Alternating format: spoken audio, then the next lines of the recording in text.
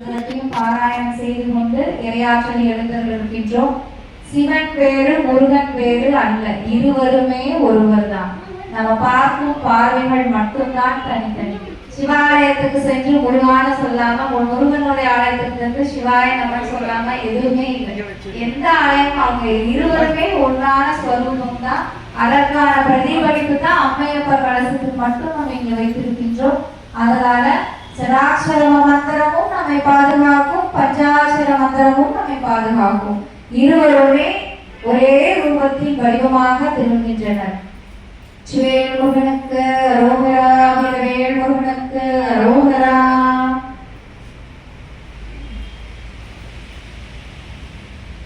முருகப்பெருமானுக்கான அபிஷேகங்கள் நடைபெறும். நமது முன்னிருக்கும் முருகர் அழகாக அமர்ந்திருக்கின்றார். இன்று 12வது பௌர்ணமியை முன்னிட்டு அருணகிரிநாதருடைய குரு பூஜையை முன்னிட்டு நம் அனைவரும் இப்பொழுது நமக்கு முன்னிருக்கும் முருகப்பெருமானுக்கு பால் அபிஷேகம் செய்ய வழிபாடுகள் செய்யவிருக்கின்றோம். அதனுடைய முருகப்பெருமானுக்கும் வள்ளி தேவ சமேதராக அமர்ந்திருப்பவர்களுக்கு அபிஷேக ஆராதனைகள் நடைபெறும். அதையும் கண்டுகளித்துக் கொண்டு நம்ம முன்னாடி இருக்கும் முருகப்பெருமானுக்கும் அபிஷேகங்களை நாம் நமது திருக்கரங்களிலாலே செய்யும் பாக்கியம் இன்று பெற்றிருக்கின்றோம். திருவாசகத்திலே ஒரு வாசகம், அவன் அருளாலே அவன்தாள் வணங்கி என்ற வார்த்தை நம்ம அதிகமாக பயன்படுத்துவது உண்டு. இன்றைக்கு அவர் அருளாலே தான் நம்ம அனைவரும் வந்திருக்கின்றோம். அருணகிரிநாதருடைய வாழ்க்கை வரலாறெல்லாம் நாம படிச்சோம்னா ரொம்பவுமே இப்படி ஒரு மனிதர் வந்து உலகம் மொழிய திருப்புகழ் பாடியிருக்கிறாரா அப்படிங்கிறது நம்மளுக்கு மிகப்பெரிய ஒரு அதிர்ச்சியாகவும் இருக்கும், அதிசயமாகவும் இருக்கும். அவருடைய வாழ்க்கையில சுகமோக எல்லா வித மகிழ்ச்சிகளையும் அனுபவித்துக் கொண்டு தனது உடல் முழுவதும் தொழுநோய், யாருமே பக்கத்துல போக மாட்டாங்க, தொடர்றது கூட அவ்வளவு ஒரு அருவருப்பான ஒரு உடலை பெற்றவர் தான் அருணகிரிநாதர். மிகப்பெரிய ஒரு இன்பத்துல வந்து திளைத்திருந்தவர் அருணகிரிநாதர். பெண்களுடைய இன்பத்துல ரொம்பவே திளைத்திருந்தவர். பள்ளிக்கூடத்துக்கு கூட படிக்கிறது கூட மலைக்கு கூட பள்ளிக்கூடம் ஒதுங்காத மாதிரி அவர் கோவிலுக்கே போனதே கிடையாது.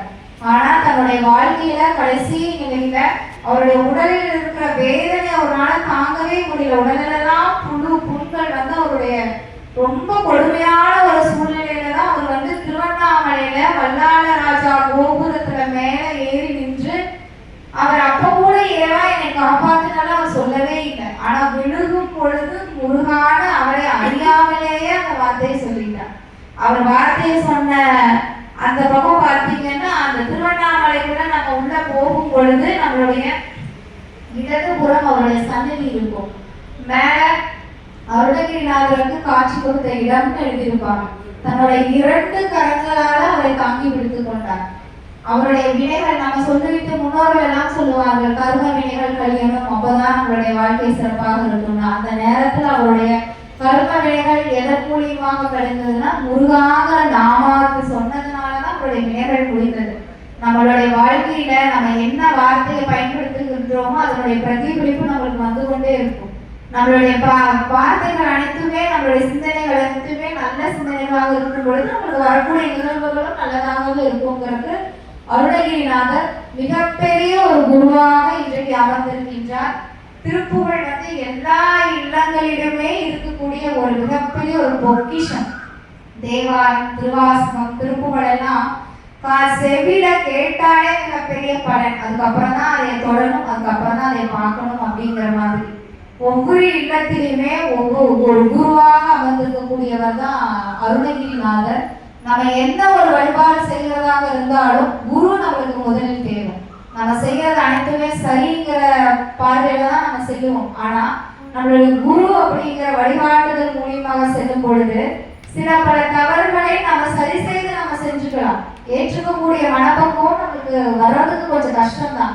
இருந்தாலும் அதைய நம்ம வந்து வழிநடத்தி போகும் பொழுது கண்டிப்பாக நம்ம வந்து இறைவனை சீக்கிரமா சென்று அடைஞ்சிடுவோம். நம்மளுடைய விண்ணப்பங்கள் அனைத்துமே சீக்கிரமா அவர் செவிக்குள்ள கேட்கும்படி அருணகிரிநாதர் நம்மளுக்கு ஒரு மிகப்பெரிய ஒரு குருவாக இன்றைய நாளில் இருந்து நம்மளுடைய ஆழ்மனத்திலே நம்மளுக்கு ஒரு குரு அப்படின்னா அருணகிரிநாதர். முருகப்பெருமான் எப்படி அவரை வந்து அவருடைய நாமாத்தை மட்டும் சொன்ன உடனே தானே அவர் காப்பாற்றினாரோ அதே போல அவருக்கு இருக்கும் 12 கரங்கள் மூலமாக நம்மை காப்பாற்றும்படி அவருடைய மனப்பூர்வமாக நம்மளுடைய இறைவனிடம் பிரார்த்தனைகளை வைக்கலாம்.